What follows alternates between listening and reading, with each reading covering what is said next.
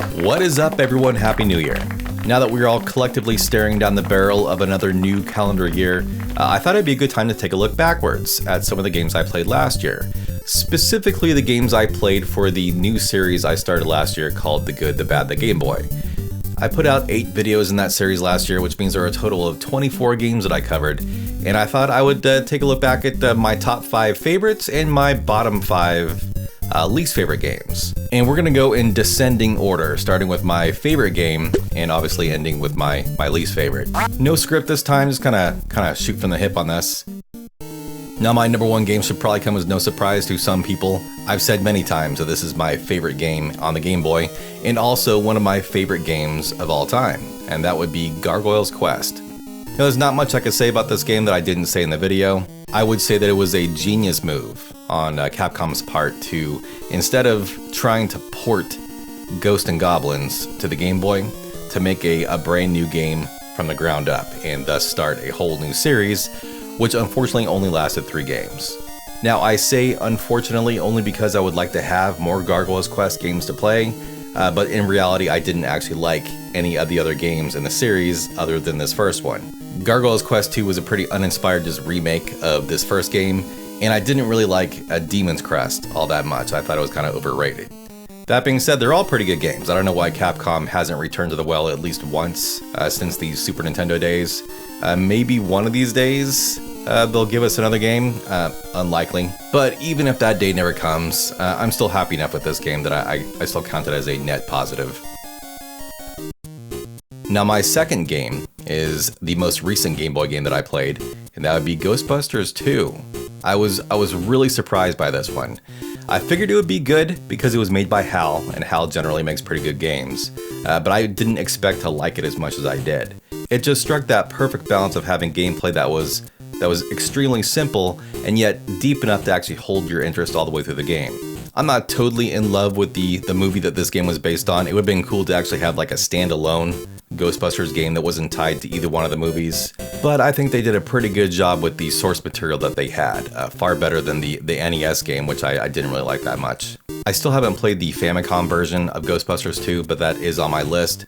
I did start shopping for it after I finished the Game Boy game, but unfortunately I was surprised by how expensive it was. So I can't imagine I'll ever actually own it, so I'm probably gonna have to find other ways to play it if you know what I'm saying. My third game is Batman, the video game. Now, Batman has always fared pretty well on the video game front. The NES game is of course a classic, and the Genesis game is also pretty good. I'm totally fine with Batman having a gun in this game. Sunsoft of course revisited that idea in Batman Return of the Joker on the NES and Genesis.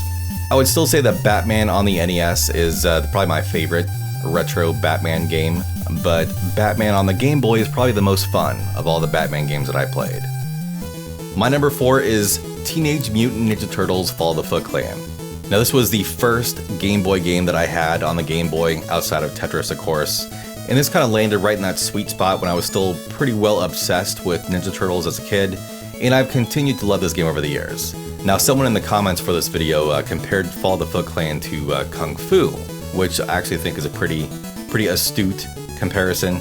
That's probably about the level of complexity and depth that we're talking about here with Fall of the Foot Clan, but I'm totally fine with that. I think that the game more than delivered with kick-ass graphics and music, which is unfortunately something that was lacking with the sequels to this game. The gameplay definitely got better in the later Ninja Turtles Game Boy games, but as far as actually representing my favorite childhood cartoon, they unfortunately fell pretty flat. And my 5th favorite Game Boy game that I covered last year would be Mega Man and Dr. Wily's Revenge. I think that Mega Man 3 was the better game, but it was also a lot harder, especially for me as a kid.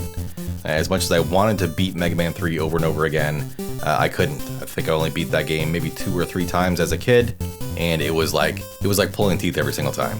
However, Dr. Wily's Revenge, despite having its own difficulty spikes, was a far more manageable game. So I was able to get through it a lot more often, and also I had a full year playing this game before Mega Man 3 came out, so there was a lot more attachment built around this game. So Mega Man 3 is the better game. I probably like it more, but I'm more sentimental about Dr. Wily's Revenge. That's kind of how that works. And now let's get to the bad games. This will be fun. These are again my top 5 least favorite games that I covered last year. Starting with Mega Man 2, so remember that we're going in descending order, so this is the game that I hate the least out of all 5 of these games, and I really dislike this game. I know Mega Man 2 has its apologists and its supporters, but I can't stand this game.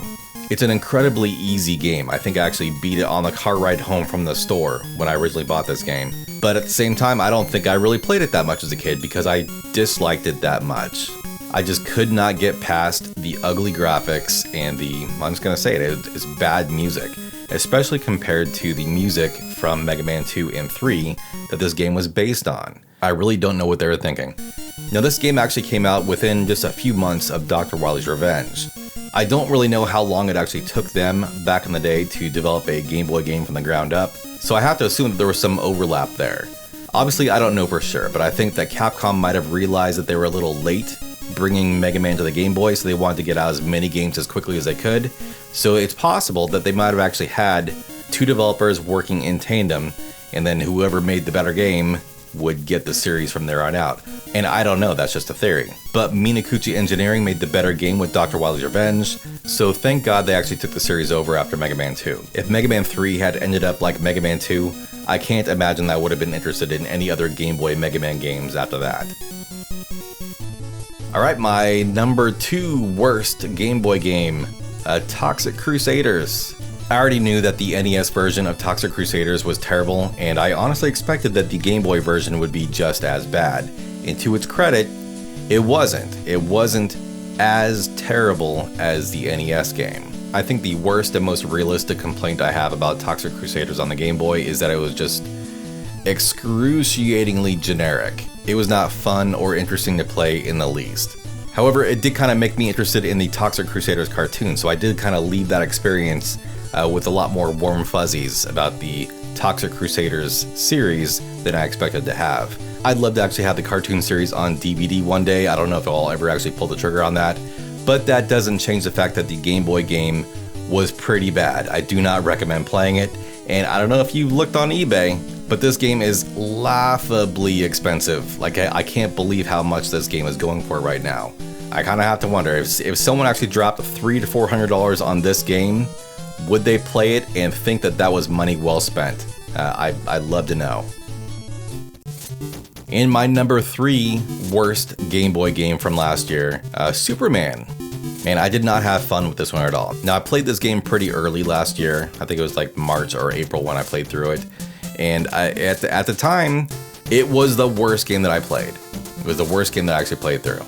Now, I played almost all of these games last year on the Super Game Boy. And one thing that Superman in particular does that is just awful and unforgivable is that when you play it on the Super Game Boy, it locks you out of the color palette customization menu. And it sticks you with this disgusting baby shit green color palette, which was deeply unpleasant. I just can't fathom why they would have done that.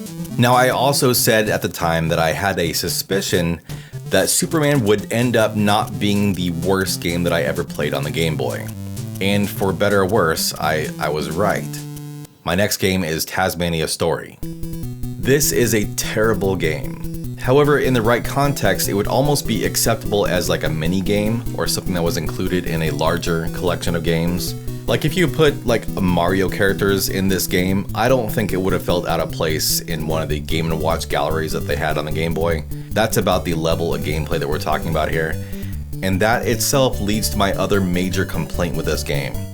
There is so little game to Tasmania Story. The gameplay is so thin, it really needed to be an endless high score challenge. And it wasn't. It actually has an end screen, and you reach it after just 10 screens. So you can beat the game in like 6 to 8 minutes. I can't believe that the game is that short. I'm really curious how much they charged for this game back in the day. I do have a feeling that it probably was not a full-priced game, but that still means it was probably at least $15, which if you account for inflation is still gonna be like, I don't know, 30, 45 bucks by today's standards. I don't know how inflation works. However you cut it, not worth it.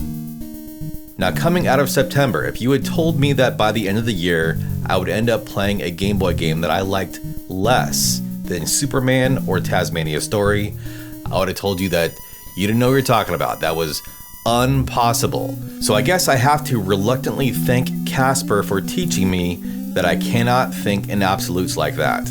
Now, I actually did not expect to dislike this game. It had Natsume's name right on the box, so I figured at the worst it would be just passable, just kind of forgettable. But this game was bad, just really, really bad. And what's possibly most interesting about Casper is that it made me look back on Superman and Tasmania Story a little bit differently. I honestly think that in both cases, they probably set out to make a good game. I mean, honestly, Superman does look pretty good in screenshots.